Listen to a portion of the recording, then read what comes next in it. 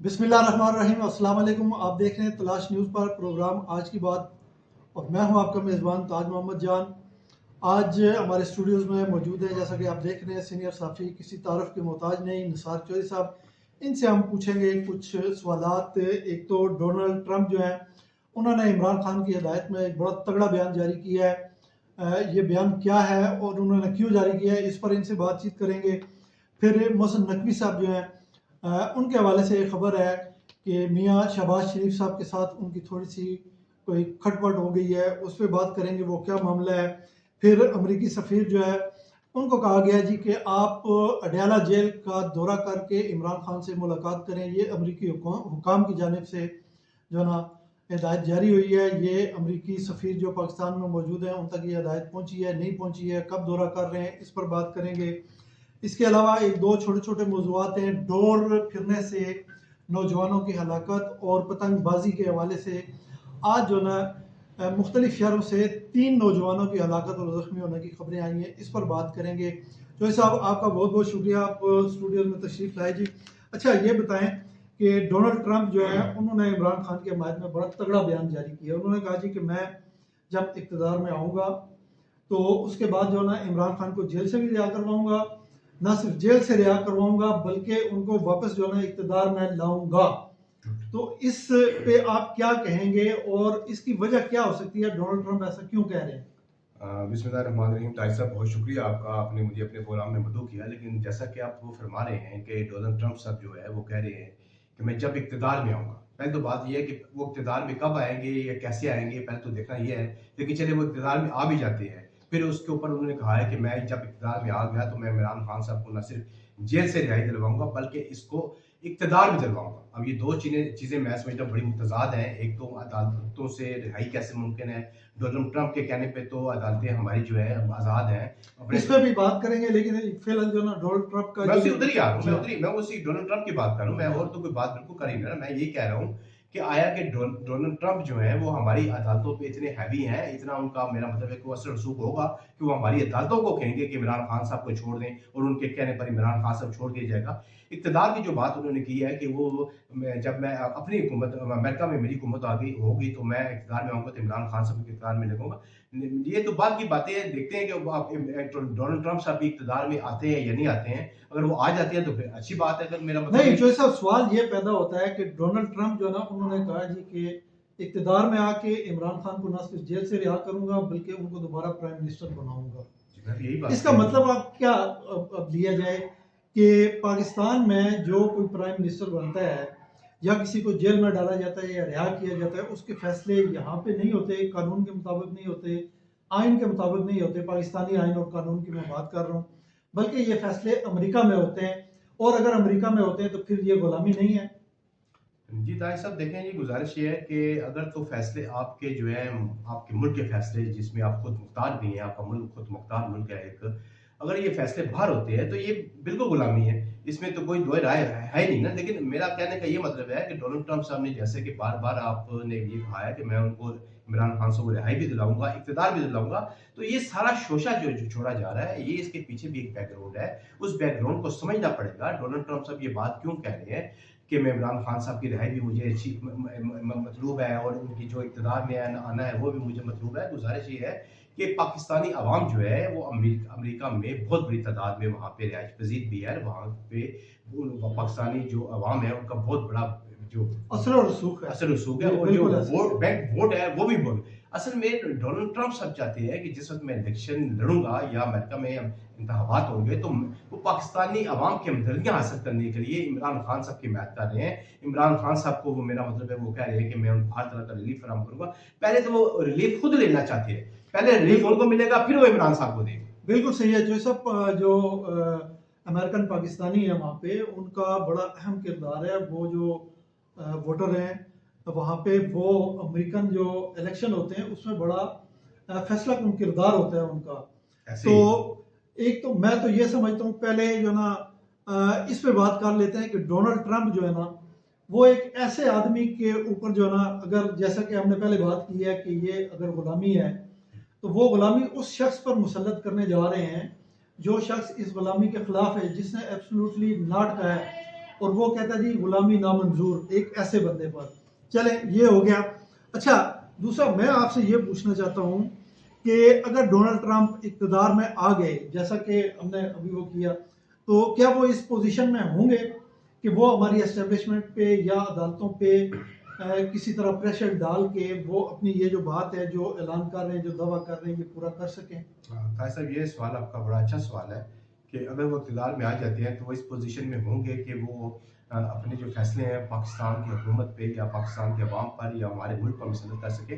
तो बिल्कुल इसमें तो दो राय है नहीं। पाकिस्तान में आपने देखा होगा कि सबका अदवार में भी कई मरतबा जो है ना आपके फैसले जो है ना वो अमेरिका से होते हैं। और अमेरिका अमेरिका की जिसको आशीर्वाद हासिल होती है उसको ही यहाँ पे इक़्तिदार में लाया जाता है। अगर डोनाल्ड ट्रंप साहब इक़्तिदार में आ जाते हैं और वो इमरान खान साहब की हमायत करते हैं, इमरान साहब के लिए कुछ करना चाहते हैं, तो वो उसमें दो राय नहीं है, वो कर सकते हैं। लेकिन ये आपने पहले भी एक बात की थी कि ये आया कि अगर फैसले वहाँ होते हैं और यहाँ के अवाम जो है वो उन फैसलों के पर उनका क्या असर पड़ता है, तो ये गुलामी नहीं है। तो ये सर ये गुलामी है ना। लेकिन इस गुलामी की स्ट्रगल जो है वो इमरान खान ने शुरू की हुई है। इमरान खान साहब कहते हैं हम जो है हम कोई गुलाम है। ये बड़ा उनका जो नारा था बड़ा मशहूर हुआ था, बिल्कुल ऐसा ही। मशहूर भी हुआ था। तो उस सिलसिले में लेकिन अमेरिका की जो मेरा मतलब है कि हुकूमतें हैं उसका असर जो होता है वो पाकिस्तान के ऊपर ज़रूर होता है।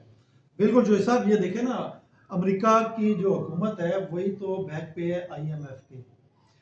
आईएमएफ ने अमेरिकी हुकूमत या पेंटागन के कहने पे ये अभी 2-4 दिन पहले जो मीटिंग करके गए हैं, स्टाफ लेवल माहिदा हुआ है, आपको उन्होंने जो ना कर्जा मंजूर किया है, तो उसके पीछे अमेरिका की मंजूरी थी, तब ये हुआ है। अगर अमेरिका आईएमएफ को कह देता कि नहीं, तो उसने नहीं करना था। तो इसका मतलब ये हुआ कि अमेरिका का असर और रसूख तो ज़ाहिर होना है। अब वो आईएमएफ की जिस तरह शराइत मान रहे हैं, इसी तरह अगर अमेरिका से कोई बात आती है, कोई हुक्म आता है या कोई मुतालबा आता है, तो वो भी तो मानना पड़ेगा जो साहब।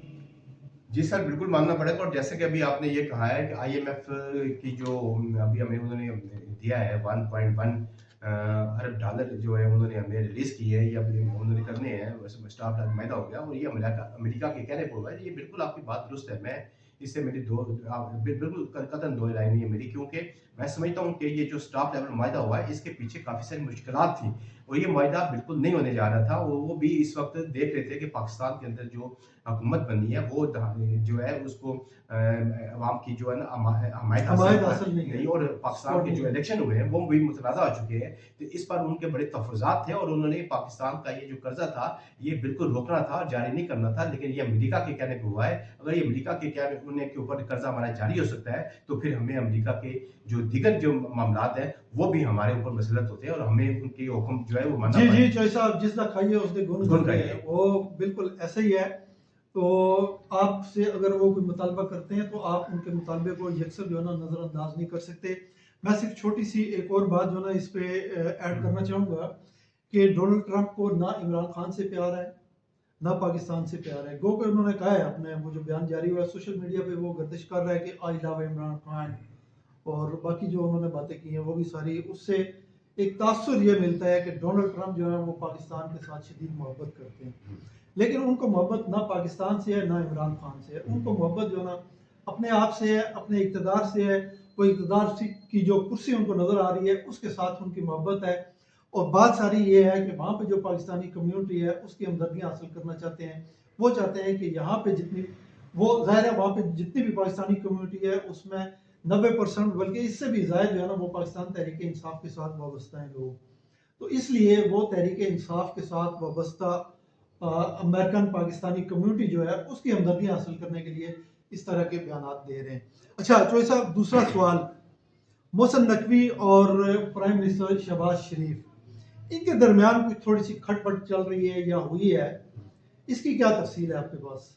ताज साहब, देखिए गुजारिश ये है कि मोहसिन नकवी साहब, आपको पता है कि वज़ीर आला पंजाब भी रहे हैं और उन्होंने पंजाब के अंदर जो तरक्याती काम किए हैं वो इंतहाई स्पीड के साथ किए हैं, जिसकी वजह से उनका नाम भी मोहसिन स्पीड पड़ गया था। अभी जो आपने सवाल किया है, बड़ा मैं समझता हूँ चुभता हुआ सवाल है और बड़ा ये खबर अभी तक कोई इतनी ज़्यादा बाहर भी नहीं निकली है। वो अभी आप तक नहीं चौधरी साहब, बड़े मोतबर, मैं आपको बताऊं, बड़े मोतबर जो है ना नहीं, मैं वो ठीक है, तजिया निगार हैं, उन तक पहुंची है। उन्होंने फिर इस पर बात भी की है, उन्होंने इस पे गुफ्तगू भी की है। अच्छा, ठीक जी है। हाँ। तो सर गुज़ारिश ये है कि वो मोहसिन नकवी साहब के पास इस वक़्त जो 2 ओहदे हैं, एक तो वो आपके मुल्क के वज़ीर दाखिला है, दूसरा जो है उनके पास ओहदा जो है वो पाकिस्तान क्रिकेट बोर्ड पाकिस्तान का जो चेयरमैन है क्रिकेट बोर्ड के जो पीसीबी का बिल्कुल पीसीबी सही है। हाँ उसके वो जी। चेयरमैन है। हम्म। मियाँ शहबाज शरीफ साहब ने उनको अपने पास बुला के ये कहा कि ये जो आपके पास वज़ारत है, वज़ारत दाखिला, ये इंतहाई सेंसिटिव है, बड़ी अहम वज़ारत है और यहाँ पे तकरीबन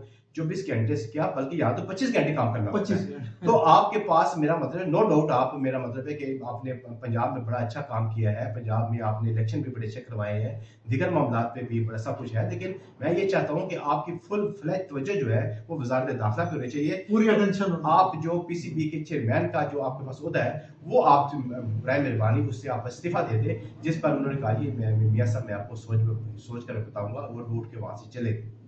जी हाँ, तो उसके बाद फिर जो है ना वो मैं आपको बताता अच्छा हूँ। वो वो उठ के चले गए। फिर मोहसिन नकवी साहब वापस नहीं आए, बल्कि एक फ़ोन आया, नामालूम फ़ोन जो है ना किसको? शहबाज शरीफ साहब को। अच्छा, और उस फ़ोन के बाद फिर शहबाज शरीफ जो है ना वो मोहसिन नकवी साहब से मिले जाके और कहा जी कि ठीक है जी, मैं आपसे माज़रत चाहता हूँ, मैंने जो आपसे कहा था कि विड्रॉल करने के लिए हुँ। कि आप पीसीबी की चेयरमैनशिप जो है उससे विड्रॉ करें, मैं वो अपने अल्फाज वापस लेता हूँ, आप कंटिन्यू करें। 2 ही ओहदे रखो। दो ही ये होते अच्छा, दो ये ही बात होते। उनसे बात क्लियर हो गई है। ये ये कि क्लियर हो मोहसिन नकवी साहब आप वज़ारत दाखिला भी उनके पास रहेगी और क्रिकेट बोर्ड ऑफ पाकिस्तान के जो चेयरमैन है लेकिन जो साहब मैं आपको बताऊं ये ज्यादती है, वजारत दाखिला जो है उसके साथ भी ज्यादती है और पीसीबी जो है उसके साथ भी ये ज्यादती बात अभी आपने की है ना, देखिए गुज़ारिश देखिए। ये है मैं 1 मिनट जी हाँ। आपकी कथा कलामी कर गया हूँ, मुझे आप माफ़ कीजिएगा, गुज़ारिश ये है, ये बिल्कुल ज़्यादती है और हम समझते हैं कि वो जैसे होता है ना वो आपका टीम जीत के आती है तो हमें तुमसे प्यार है, तुम जीतो या हारो तुमसे प्यार है। हम्म। हमें कतन मोहसिन नकवी से प्यार नहीं है, हम कतन इस जो कि मोहसिन नकवी पास जो 2 ओहदे हैं, हम ये कहते हैं हम ये नहीं होने चाहिए। या तो वो चेयरमैन पीसीबी रहे या वो वज़ारत दाखिला रखे, उनको चाहिए कि वो इन दोनों ओहदों में से एक ओहदा जो है वो खाली कर दें। ये अवाम के मफाद में है, ये पाकिस्तान के मफाद में है, ये हम सब के मफाद में है। जी बिल्कुल, इस हवाले से जो प्राइम मिनिस्टर शहबाज शरीफ साहब हैं उनका जो मुतालबा था मोहसिन नकवी साहब से वो बिल्कुल 100% दुरुस्त है, हम उसकी सपोर्ट करते हैं। और मैं आपको बताऊं कि पीसीबी जो है वो कोई ऐसा वो इदारा नहीं है कि आप पार्ट टाइम जाते जाते वहाँ पे कुर्सी पर बैठे आधा घंटा पौना घंटा बैठ के फिर अपने अगले काम पर चले जाएं। फिर वजारत दाखिला जो है उसकी अहमियत जो है वो अपनी जगह पे, वो मुझे कुछ कहने की जरूरत नहीं है। हाँ, बिल्कुल। तो ये देखे ना, आधा तीतर आधा बटेर, ना इधर के ना उधर के। तो ये ना पीसीबी के साथ इंसाफ कर पाएंगे और ना अपनी वजारत दाखिला जो है वहाँ पे इंसाफ कर पाएंगे। इसलिए मैं समझता हूँ कि प्राइम मिनिस्टर शहबाज शरीफ ने बिल्कुल दुरुस्त निशानदेही की, दुरुस्त मुतालबा किया है या दुरुस्त उनसे जो है कहा कि आप एक ओहदा जो पीसीबी वो छोड़ दें, खाली कर दें और पूरी तवज्जो दें वजारत दाखिला पे। तो साहब मेरी ये बात किस हद तक दुरुस्त है, सर एंडोर्स करते हैं आप इसको? सर बिल्कुल आपकी बात मैं पहले भी कह चुका हूँ, ये दोबारा रिपीट कर देता हूँ कि ये बात आपकी बिल्कुल दुरुस्त है और मैं भी शहबाज शरीफ का जो मौक़िफ़ था कि उन्होंने इसको मोहसिन नकवी को कहा कि आप एक ओहदा छोड़ दें, तो ये मोहसिन नकवी साहब को चाहिए कि वो एक ओहदा छोड़ दें।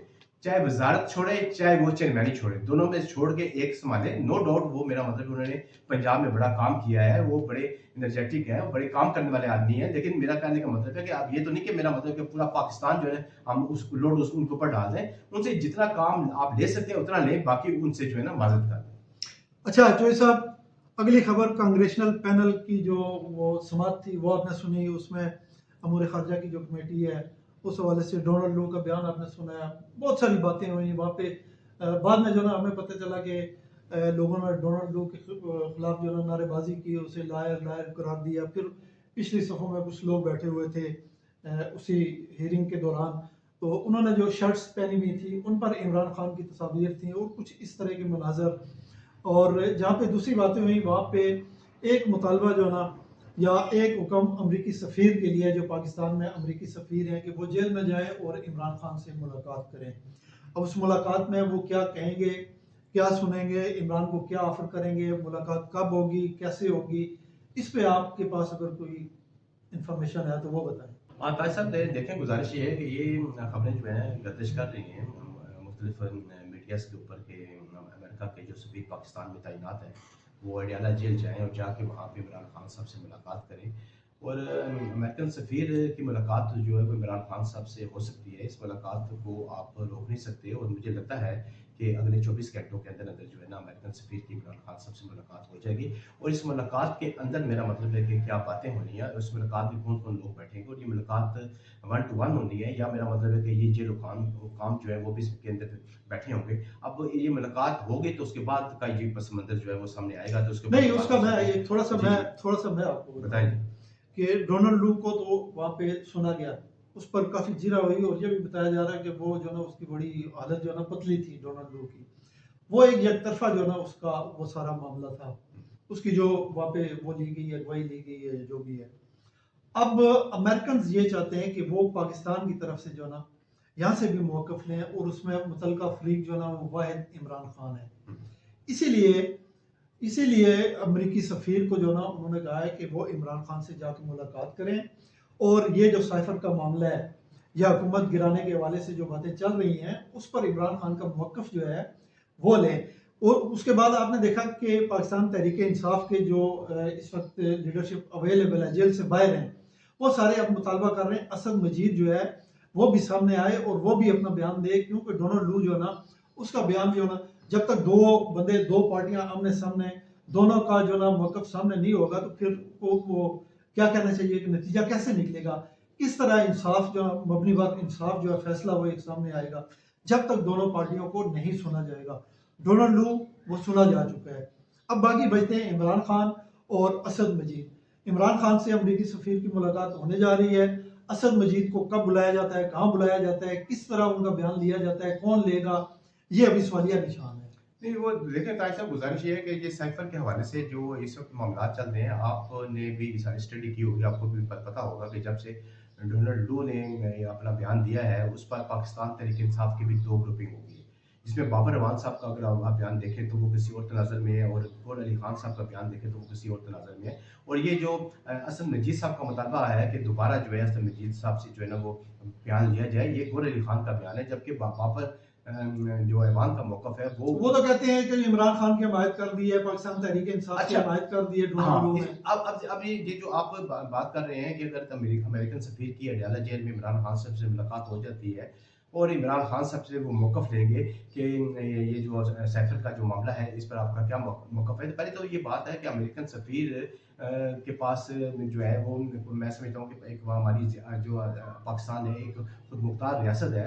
अगर ये अमेरिकन सफ़ीर उनसे मौक़िफ़ किस हैसियत में लेंगे, अगर वो मौक़िफ़ ले भी लेते हैं तो इमरान खान साहब का तो मौक़िफ़ एक ही है। उन्होंने तो मौक़िफ़ आपको पता है कि साइफ़ुल लहरा कर कहा था कि ये अमेरिका से आया है और ये मेरी हुकूमत के खिलाफ साज़िश हुई है। अब वो इस मौक़िफ़ से तो यू टर्न ले नहीं सकते, उनका मौक़िफ़ तो यही रहना है। बिल्कुल ऐसे ही है। चौधरी साहब इस पर मज़ीद बहस भी जी, की जा जी। सकती है कि अब डोनाल्ड लू ने कहा जी कि साइफ़र बिल्कुल था ही नहीं। हाँ, यहाँ पे इमरान खान जो ना वो लहरा के बता रहे थे कि ये साइफ़र वो मौजूद साइफ़र है। में सज़ा भी काट अब रहे हैं। देखें ये कंट्रडिक्शन है। जी। इसी को क्लियर करने के लिए एक फ़रीक को आपने सुन लिया, दूसरा फ़रीक जो है ना वो इमरान खान है, उसका मौक़िफ़ लिया जाना चाहिए। वो ज़ाहिर है इस वक़्त जेल में है, तो उसके लिए मुनासिब आदमी जो है ना वो अमरीकी सफ़ीर ही हैं। अब देखें ये कब मुलाकात करते हैं और उसमें क्या आउटपुट आती है। बहरहाल ये आगे हमें 2-4 दिन में इंशाल्लाह पता चल जाएगा। अच्छा चौधरी साहब, इंतहाई अफ़सोसनाक, एक तो अब हमें जगह मालूम नहीं हो सकी, रावलपिंडी का वाक़या, डोर फिरने से एक इंतहाई खूबसूरत नौजवान जो है उसकी मौत वाक़ई हो गई है। फिर आज जो है ना कुछ गुजरांवाला और दाएँ-बाएँ से खबरें आ रही हैं, कोई पतंग लूटते हुए लड़का जो है ना ट्रैफ़िक के हादसे में वो हो गया, फिर एक जो है वो बिजली के तारों से टकराने की वजह से वो हलाक हो गया। ये सिलसिला जो ये सब कब तक चलता रहेगा? पतंगों के पीछे भागते हुए और ये डरों के साथ हमारे नौजवानों के कब तक गले कटते रहेंगे? इस पर हुकूमत जो है ना एक्शन क्यों नहीं लेती? और आप क्या सजेस्ट करते हैं कि क्या होना चाहिए? ताई साहब, गुज़ारिश ये है कि इसके ऊपर आप पहले भी कई प्रोग्राम कर चुके हैं और मुख्तलिफ अख़बारात में पतंगबाज़ी के हवाले से आप खबरें भी छाप चुके हैं। लेकिन गुज़ारिश ये है कि जैसा कि आपने मुझसे पूछा है कि ये सिलसिला कब तक चलता रहेगा और ये सिलसिला कब रुकेगा? सर, ये सिलसिला उसी वक़्त रुकेगा जिस वक़्त डोर फिरने से जो नौजवान जिस जगह पे हलाक होता है वो देखा जाएगा। देखना देखा दे देखें आप कि इलाका किसका है। वो कौन से थाने का एरिया बनता है। मैं समझता हूँ कि अगर उस थाने के एसएचओ के खिलाफ अगर आप एफआईआर काटें तो आपके मुल्क के अंदर ये पतंगबाजी का ये जो खूनी खेल है, जिसमें मोटरसाइकिल सवार जो हमारे बेटे रोज़ाना की बुनियाद पे जो है ना वो ज़ख्मी भी होते हैं, हलाक भी होते हैं। और आज भी मैं आपको बता रहा था कि जैसे कि आपने बताया कि सरगोदा में और गुजरांवाला में 2 वाक़यात हुए हैं, जिसमें एक नौजवान वहाँ पे भी हलाक हो गया और एक नौजवान जो है गुजरांवाला में ज़ख्मी हुआ। वो जो नौजवान वो पतंग लूटते हुए जो है ना वो उनके पास जो लूटने के लिए बेसिक वजह तो एक ही है ना, जो ऐसा बेसिक वजह है कि बेसिक वजह है। और ये जो वाक़यात हम बयान कर रहे हैं, मन हैसल कौम जो है ना सर, हमें सबको अपना किरदार अदा करना पड़ेगा। मैं ये समझता हूँ, मेरी ये तजवीज़ है कि अगर जिस इलाके में ये वाक़या पेश आए उस इलाके के एसएचओ के खिलाफ एफआईआर काटी जाए और फिर उन घरों में जहाँ से पतंगबाजी उड़ रही है वो पूरा मोहल्ला जिम्मेदार है, वो पूरा माशरा जिम्मेदार है और बहसियत कौम जो है ना हम सब जिम्मेदार हैं। हमें इस मिलजुल के इस जो है खूनी खेल को जो है वो रोकना होगा और जब तक हम इसको मिलजुल के नहीं रोकेंगे ये हमारे नौजवानों की गर्दनें ऐसे ही करती रहेंगी, हमारे नौजवान इस तरह जख्मी होते रहेंगे, सड़कों पे ऊपर सड़कें इसी तरह खून से सुर्ख होती रहेंगी। लेकिन सबसे मैं समझता हूँ कि जो आप इसको कंट्रोल करना चाहते हैं, आप इसको जो लोग पतंगबाजी करते हैं आप उनके पीछे भागना छोड़ दें। जो लोग ये पतंगबाजी तैयार करते हैं, जो मैन्युफैक्चरिंग करते हैं, आप उनको पकड़ें। उनको पकड़ना चाहिए। असल चीज़ यही है, मैं भी आपने जिक्र किया कि हमने प्रोग्राम किया था, उसमें हमने यही अर्ज किया था कि जहाँ पे डोरें तैयार होती हैं या पतंगें तैयार होती हैं उनको पकड़ा जाए, ना कि वहाँ से जो ला के आगे परचून फरोश जो लोग होते हैं, रिटेलर जिनको कहते हैं, वहाँ उनके खिलाफ या आप जो पतंग उड़ाने वाले बच्चे हैं उनके पीछे भागना शुरू कर दें, ये दुरुस्त नहीं है। अच्छा जो सब ये 2-3 वाक़यात जिनका आपने जिक्र किया है, ये तो वो हैं जो रिपोर्ट हुए हैं और अनगिनत ये मैं जहाँ पे आप और मैं बैठे हुए प्रोग्राम कर रहे हैं, हमारे दाएं बाएं इस वक्त भी आसमान पर पतंगे उड़ रही हैं, हालांकि रोज़ा भी है। तो ये इस तरह के बेशुमार छोटे-छोटे, कोई ज़ख्मी हो गया, किसी का सर फट गया, कोई टाँग टूट गई, बाजू टूट गया, इस तरह के बेशुमार वाक़यात होते हैं। और ये इंतहाई जो ना एक संजीदा मसला है और इस पर जो ना जितनी फौरी तवज्जो दी जानी चाहिए दी जाए। और ख़ास तौर पे हुकूमत पंजाब से हमारा मुतालबा है, चीफ मिनिस्टर पंजाब मरियम नवाज़ साहबा जो है ना वो इतने पतंगे तैयार करने वाले और डोरें तैयार करने वाले जितने कारखाने हैं उनके खिलाफ जो है ना क्रैक डाउन करें। बिल्कुल बिल्कुल ठीक कहा है सर। गुजारिश ये है कि देखें, अब एक तो आपने क्रैकडाउन का कहा है, मैंने आपको कहा है कि मुतल्लिका थाना जिम्मेदार हो, मोहल्लेदार जिम्मेदार हो जहाँ से ये पतंग उड़ रही है।